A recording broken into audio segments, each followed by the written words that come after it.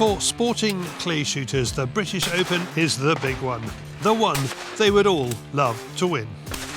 It's the CPSA's last major championship of the season, held each year at the end of August before shooters switch to game or simply go into hibernation until clay competitions kick off again in the spring. This year, the British returns to Swinton in North Yorkshire, set in a lovely wooded valley that gives the EJ Churchill team that runs it every opportunity to set a demanding course worthy of a British championship. The big question on everyone's mind is, who will come out on top and take the coveted title of British Open Sporting Champion? People keep asking me who. I just don't know. You can't call it, and you can't rule any of them out. When you look at the list of people, you know, all the names, even in the veterans, super veterans, you know, I remember, you know, people like Stuart Clark.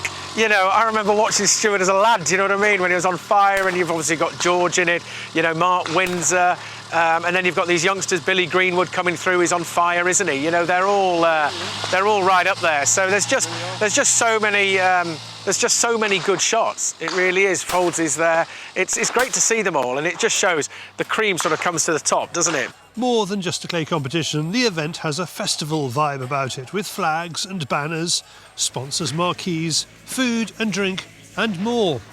That's no accident, says the CPSA's Ian Parker. One thing that we've tried to do in developing the championships, it's a day out as well as a competition. I think it's important, you know, to do that, and it's something we'll keep trying to do. It does limit us somewhat of where we can go, and but Churchill's, I mean, they do a fantastic job in doing it. And if you look now, it's, you know, it's part fair, part sort of corporate, part, you know, British Open Championship. So no, they've done a fantastic job for us.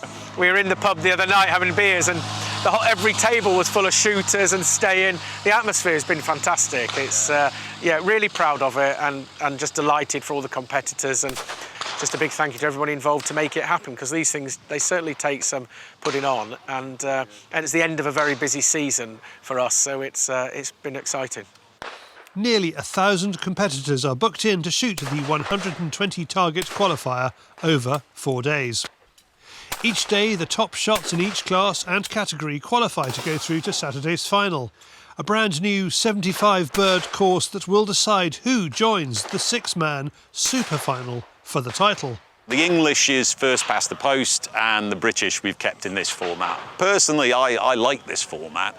I think it's fair because of the weather, obviously outdoor sport, and I think that's the thing with the qualification days. Doesn't matter whether you shoot on a windy day, a wet day, or a day like today on the qualification days. And today, obviously, all those that have qualified are shooting in more or less the same conditions unless it changes.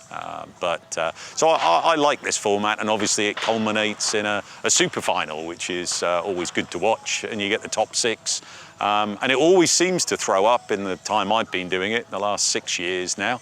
It always seems to throw up, you know, somebody quite surprising that gets into the super final. So yeah, I really like the format. So far this year, the familiar names are topping the list.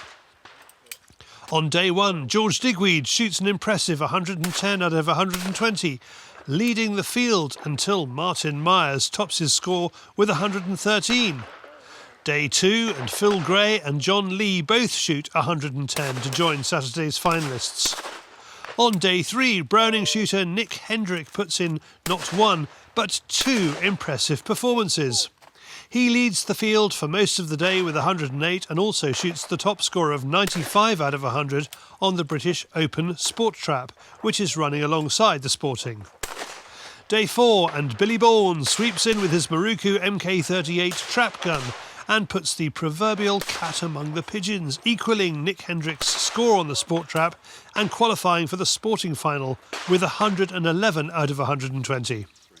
That means a gripping shoot-off between Nick and Billy for the sportrap title. They match each other target for target until it comes down to a sudden death, miss and out duel. It could go either way, but Billy blinks first and Nick takes the win. I thought it was a good shoot-off, to be fair. It's always a bad way to win, I think, for someone to... Someone's got to lose, haven't they? But it's... when you're doing those missing out, there's always more pressure on the person following if they've hit the pair. Well, obviously, but yeah. So. Do you feel the pressure? Does it affect you? I feel it, but does it affect me? I don't think so. Yeah. With that one decided, it's on to Saturday's big final, and what a lineup we have. All the big names are here, but only 6 can make it through to the super final.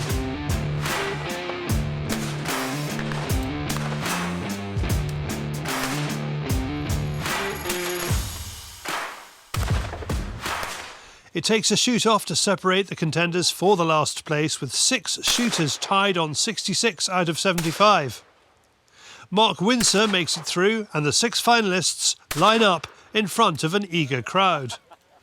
They carry their scores out of 75 with them, so Richard Folds on 69 starts with a 1-target lead over Martin Doughty, the next highest score. Richard starts well, but then misses a couple. The pressure is on, and any one of the 6 could still win.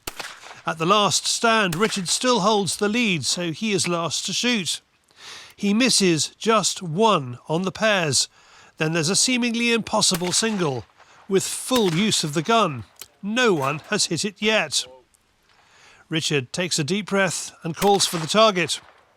He misses with both barrels, but it doesn't matter. He's done enough. He is the British Open Sporting Champion for the 5th time in his career, the first in 1998. And our overall high gun and British Open Sporting Champion 2024. Please put your hands together for Richard Folds.